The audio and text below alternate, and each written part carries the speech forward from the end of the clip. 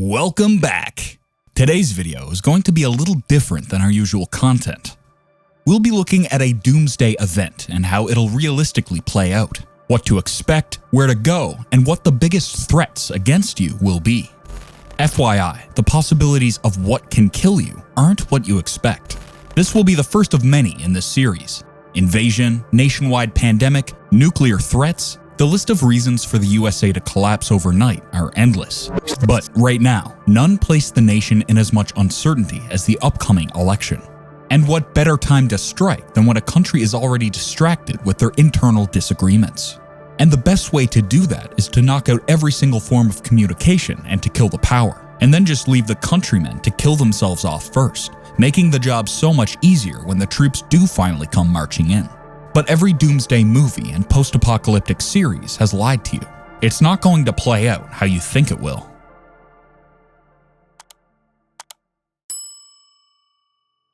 Those first 3 days after the grid goes down is going to be absolute insanity. You won't believe how quick things go downhill and how many people can die in those first 72 hours without electricity or satellites to communicate. If we're lucky, the government's managed to send out an emergency radio broadcast, hopefully giving you an idea of what kind of attack you should be expecting. News will spread from the old hats that still have radios, and it'll only take a day or two for word of mouth to spread across the country. Once the news spreads to the confused population, the fighting for the last pack of ramen on the shelf is going to get so extreme that it causes fatalities.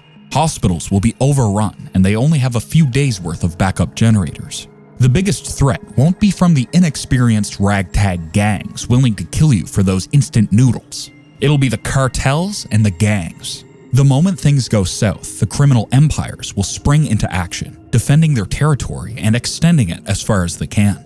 With enough firepower and men to do their bidding, they'll hoard every single supply worth taking. They'll organize into a formidable militia faster than we, with all our preparation, can compete with. Phase 2. Phase 2 comes in less than a week. The cities are completely empty. The hospitals are out of supplies and power, and everyone who's got any sense has fled from the open sewage that's flooding the streets. All of the ground gained by the cartels and the biker gangs will be as quickly abandoned as they took it. The population that hasn't died in the first wave of riots or from lack of medical care are in pockets in the woods, on farmlands, and in small back-end towns that are tucked away from main highways. Now, they're the ones being targeted, because they're the only ones who have supplies. The few who do know how to properly organize, the veterans, the farmers, and the homesteaders, will know how to avoid disease and chaos by keeping cleanliness and order in place. Responsibilities and supplies are equally distributed. Major food storage begins to take place in preparation for the winter. The ones who fled to the woods ran out of supplies and quickly realized that they have no skills to survive out there, so they went looking for people, leading to their absorption into the farming communities. These guys had the right idea, and if left to their own devices, societies will be up and running in no time. But now they have a literal army of criminals on their doorsteps. The gangs won't just barge in and start shooting, they'll begin to threaten force if a percentage of all that food isn't shared with them. Laws of the streets are tweaked to fit the laws of survival. It's not like the good guys have any choice but to comply. There's just no way that they can compete with that amount of firepower. Now, to make things worse, there are the 50 or so nuclear power plants in the US to take into consideration. They generate their own energy so they can remain operational if staff stays around to keep them stable. But how long do you think that's going to last before they abandon their posts if they're left without support? If we're lucky, maybe a month. But the population will be avoiding those areas. Most of the plants are centered along the East Coast, and they can't go to the West Coast either. No matter who was behind taking out the grid and the satellites, there will be half a dozen other countries who will jump into the mix. There's just too much land and resources up for grabs to let the opportunity slip by. At least they'll get the nuclear power plants stable. No use in ruling over all this land if it's mostly so radioactive that no one can walk on it anyway. Russia and China especially will have taken this into account. They'll all be coming from the coastlines. It'll be a death sentence to be caught near the ocean. But the Rockies in the west and the Appalachians in the east will buy the guys in the middle some time. These mountain ranges are insanely big and a monster to navigate your troops across.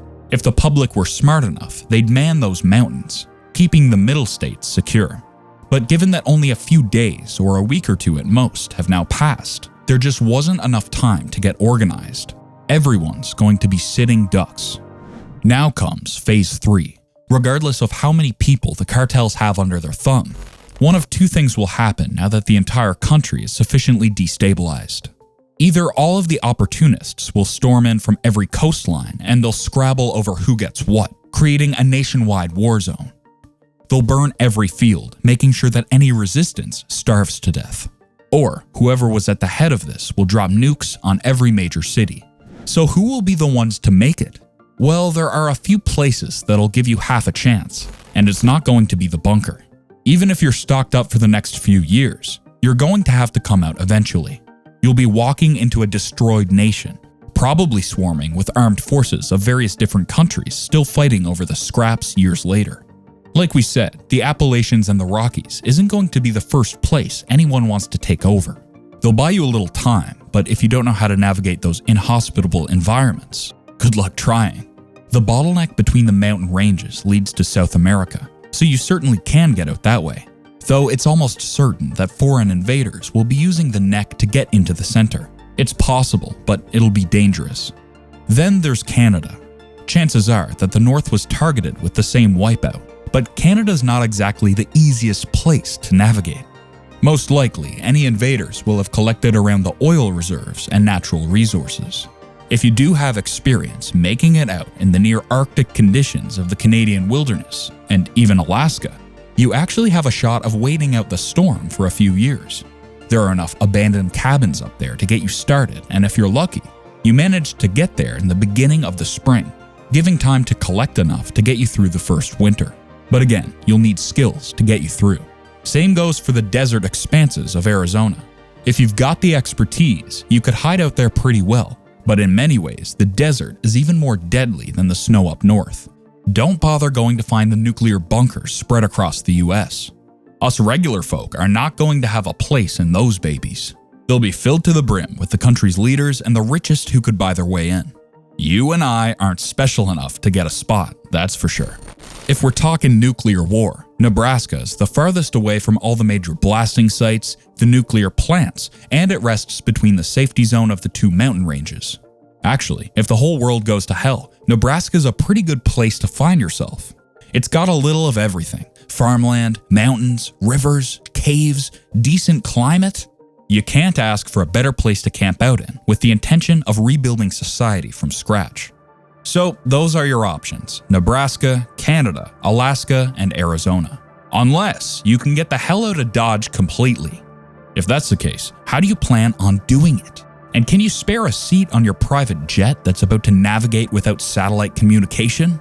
Or you can put all of your hopes into the fact that the next election isn't going to be the tipping point that pushes the country over the edge.